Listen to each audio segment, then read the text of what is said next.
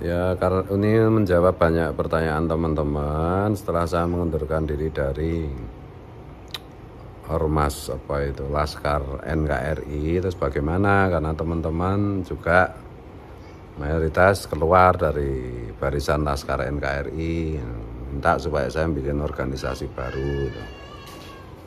Nah, hasil pertemuan saya dengan beberapa teman sahabat kita, Kiai Imat, Gus Fakih, Bagus Mogi, Mbah Ndowi, dan yang lain-lain gitu ya, banyak sekali itu.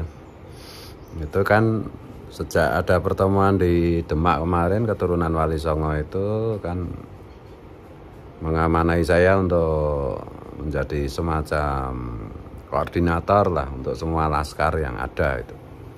Dan juga sejak dulu kan saya mendorong untuk semua teman-teman, buatlah laskar di tempat masing-masing, buatlah apa itu perkumpulan gitu, dengan banyak alasan ya tentu saja itu. Buatlah perkumpulan karena yadullah fil jamaah, pertolongan Allah, tangan Allah atau pertolongan Allah itu di dalam berjamaah. Karena banyak fenomena sosial itu, dan juga kita juga mengkhawatirkan siklus mengenai 20-30 tahun kekuasaan gitu. Dulu ada orde lama, ada orde baru, sekarang ada reformasi kan juga udah 24 tahun, 25 tahun kan. Kemudian juga bagaimana infiltrasi terhadap salah satunya terhadap Nahdlatul Ulama gitu, terutama lewat fenomena Habib yang ternyata terbukti bukan keturunan Nabi gitu. Dan kemudian juga ada hajatan pilpres dan seterusnya. Maka ya dengan bersama-sama itu insya Allah pertolongan Allah akan selalu diberikan gitu. Kemarin juga sudah ada itu Raja Wali 9 ya, Ormas Raja Wali 9 yang berpusat di Surabaya juga bikin deklarasi di tempat saya gitu. Kemudian juga ada Gusti Ban tuh ada punya marwah kebangsaan. Sebelumnya Mbak Ndowi juga sudah ada Bledek Gue Teres gitu. Gue Teres, Teres itu kan mewarnai, pewarna. Bledek yang mewarnai, Bledek yang mewarnai. Bledek Gue Teres Indonesia. Kemudian ada Laskar Mojopahit punya Mbak Lulu, Mbak Lulu Sehan ya, yang punya channel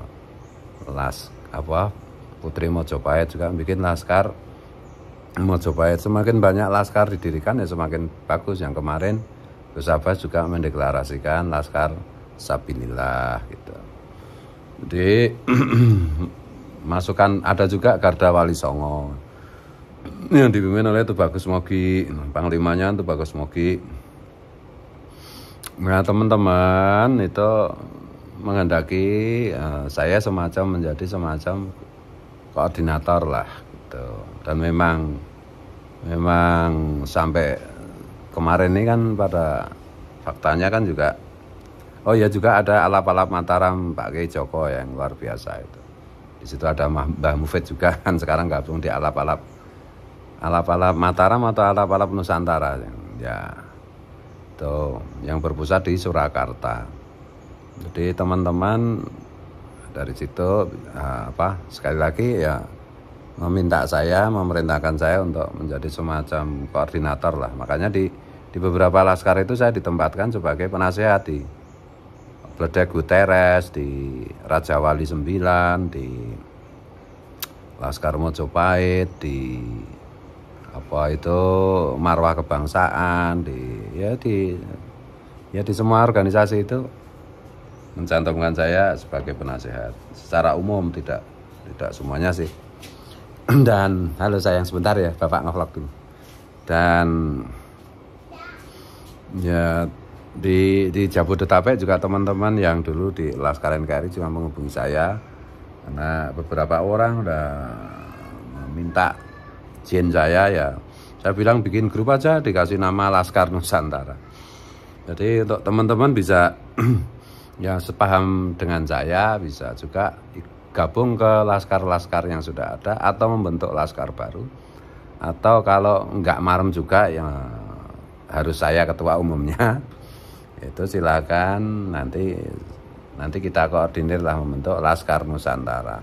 Tapi mau saya Laskar Nusantara ini ya, kalau mau gabung di grup itu ya harus setor fotokopi KTP, jadi nggak liar-liaran gitu. Fotokopi KTP itu. Nanti ya insya Allah dalam minggu depan ya kita bisa koordinir lebih lanjut lagi. Ini bagi teman-teman yang masih menghendaki saya benar-benar aktif sebagai ketua umum. Tapi kalau ya teman-teman bisa bergabung di laskar-laskar lain, atau bahkan saya sarankan membentuk laskar di daerah masing-masing gitu. Bagus juga untuk mengantisipasi banyak hal gitu. Dan apalagi ya yang perlu saya sampaikan, pada intinya kan selagi sejalan dengan saya gitu, saya kan tanpa kompromi kalau soal kebenaran nasab. Saya kan kalau dengan NKRI kan 100% tidak bisa ditawar. Dengan Pancasila, dengan UUD 45, dengan Bhinneka Tunggal Ika, itu kan harga mati bagi saya. Nah itu saya yakini bagian dari keimanan saya sebagai orang Islam. Dan kalau Laskar Nusantara itu kan maksudnya, ini salah satu yang menyarankan kan Bagus Mogi ya pakai nama Laskar Nusantara.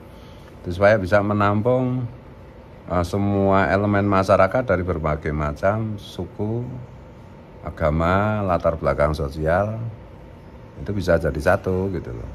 Ya waktu itu Bagus Mogi kan ngasih contoh kan tidak mungkin kalau non muslim ikut gabung misalnya dengan Laskar Sabilillah, itu tidak mungkin. Karena Sabilillah kan khusus untuk orang Islam. Di Laskar Nusantara itu diniatkan untuk menampung semua warga negara, semua anak bangsa, putra putri bangsa Nusantara gitu. Kira-kira kayak begitu. Jadi nanti tunggu ya kalau Jabodetabek udah membentuk. Tapi selagi menunggu juga boleh juga mulai di teman-teman bikin grup Laskar Nusantara. Tapi saya minta semua anggotanya itu harus store KTP.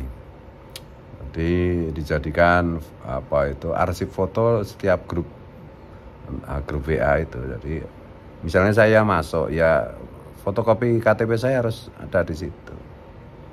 Dan diusahakan nama kontak WA saya itu ya sama dengan nama KTP saya atau singkatannya. Misalnya nama saya Muhammad Fuad Riyadi ya, paling tidak ini Gus Fuad Pleret, itu paling tidak ya GFV atau MFR Muhammad Fuad Riyadi. Kayak nomornya ke Imad itu loh, Imaduddin Osman itu. Nama kontaknya kan IU gitu. Jadi supaya untuk menghindari penyusup, untuk menghindari provokator, untuk menghindari tukang adu domba yang lain-lain itu. Sebenarnya sejak dulu saya minta juga waktu masih di Laskar NKRI, tapi ya nggak disetujui, ya udah akibatnya. Intinya kan tahu kenapa saya mengundurkan diri. Jadi saya tidak mau sedikit pun berpaling dari kebenaran itu. Nah, pertaruhan kita itu adalah tanggung jawab kita pada Rasulullah, kepada leluhur kita, kepada Wali Songo, kepada Syekh Abdul Qadir Al-Jilani, sampai Rasulullah. Kita membela bangsa dan negara kita, NKRI Pancasila, Garuda Pancasila, Bhinneka Tunggal Ika, Undang-Undang Dasar 45. Itu kan kewajiban kita sebagai orang beriman, dan itu bagian dari refleksi keimanan kita. Dan kita berkewajiban meneruskan semangat profetik, semangat kenabian, yaitu melindungi dan bersama dan berpihak kepada yang masih tertinggal. Karena kata Rasulullah, semua nabi itu adalah sahabatnya fakir miskin. Nah, fakir miskin itu maksudnya kan yang kelompok tertinggal, grassroots, kelompok akar rumput, kelompok masyarakat umum gitu. Jadi kita membela, kalau Bung Karno mengatakan kaum marhen, kalau Tan Malaka mengatakan apa kuwi jenenge? Apa ya lali istilahnya. Murba, kaum murba. Ya begitu istilahnya apa saja, tapi intinya kan wong cilik kita bersama, bukan pada elit gitu. Ya elit itu kita kontak, kita dalam rangka kita menjadi seperti yang disampaikan oleh Gus Yahya itu, kita menjadi mediator untuk kelompok elit supaya berpihak kepada wong cilik, murba, marhen, fakir miskin, kelompok tertinggal, grassroots, rakyat jelata dan seterusnya. Itu ya.